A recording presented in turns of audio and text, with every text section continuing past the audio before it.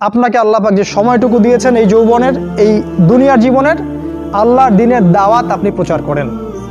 আপনার মধ্যে যতটুকু এলেম কালাম আছে, বাল্লিগু আন্নি ওয়ালাউ আয়াহ, একটা আয়াতও যদি জানো আমার পক্ষ থেকে প্রচার করে দাও। প্রতিটা দিন আপনি আল্লাহর পথে দাওয়াতের জন্য নেমে পড়েন। ফুল টাইম দায়ী হতে বলছি না আমি, পার্ট টাইম দায়ী হয়ে যান।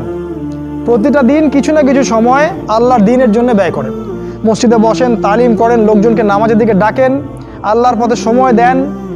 আপনি যারা দ্বীনের পথে কাজ করছে ওদেরকে হেল্প করেন, নিজে দাওয়াতি কাজ করেন, আপনার সেক্টরে দাওয়াতি কাজ করেন, নিজের মধ্যে, নিজের বন্ধু মহলে, পরিবারে, আপনার আত্মীয় স্বজনের মধ্যে দাওয়াত দিতেই থাকেন। শোনে শুনুক, না শুনুক নাই, কথা বলেন নাই, শুনুক বা না শুনুক আপনি দাওয়াতি কাজ করতেই থাকেন। ইনশাআল্লাহ এই 10টা কাজ যদি আপনারা যুবকরা করতে পারেন, আমি আশাবাদী ইনশাআল্লাহ আগামী দিনগুলোতে আপনিই হবেন ইমামুল মাহদির সৈনিক ইনশাআল্লাহ। আজকে আর লম্বা করছি না। আল্লাহ পাক আমাদের সবাইকে এই 10টা গুণাবলী অর্জন করার তৌফিক দান করুন এবং আমাদের জীবন এবং আমাদের যৌবনটাকে আল্লাহর পথে ঢেলে দেওয়ার, উৎসর্গ করার তৌফিক আল্লাহ পাক দান করুন।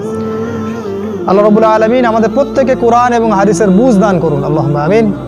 আল্লাহ পাক আমাদের সবার আদর্শ পরিবার গড়ে দিন, হালাল রিজিকের ব্যবস্থা করে দিন, আমাদের বিয়েগুলোকে আল্লাহ সহজ করে দিন। আল্লাহ পাক সমাজের সমস্ত জাহেলিয়াত থেকে আমাদেরকে হেফাজত করুন। আল্লাহ পাক আমাদেরকে কোরআন, সুন্নাহ এবং রাসূলের আদর্শ জীবন গড়ার তৌফিক দান করুন।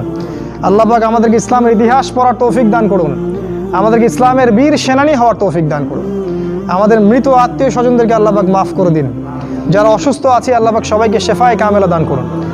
এবং আমাদের যা কিছু আছে, আমাদের জান, মাল, ইজ্জত, সময়, শ্রম সব কিছু ব্যয় করে আল্লাহর পথে দাওয়াত এবং আল্লাহর জন্য জিহাদ করার তৌফিক আল্লাহ পাক দান করুন।